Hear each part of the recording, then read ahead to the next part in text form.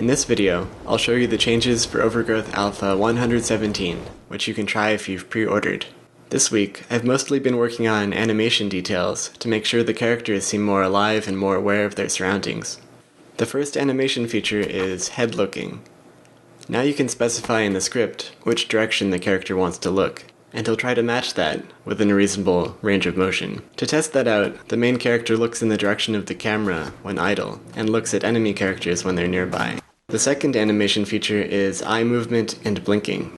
When characters are idle, they blink occasionally and look around in different directions. It's easy to tell where predators are looking because they've relatively human-like front-facing eyes.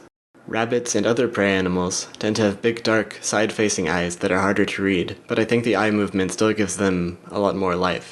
This is partly because I really focused on getting the movement right in the area surrounding the eye, rather than just the eye itself. For example, even if I turn off his color map, you can still see the eye moving around just by looking at the eyelid motion.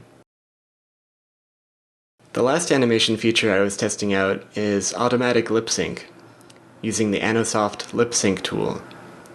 It actually does a pretty good job, even though it recommends 17 mouth blend shapes, and I only added 3 so far.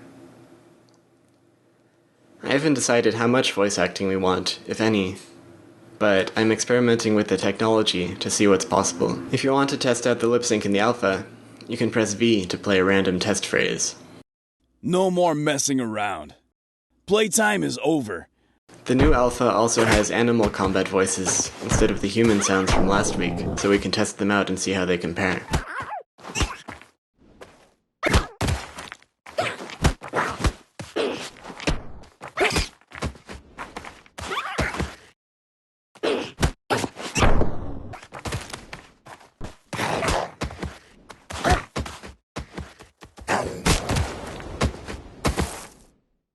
We also have some new art assets from Aubrey. First is Rabbot 2.0, which he demonstrated in his last art overview video. You can play as Rabbot in the alpha by pressing 6.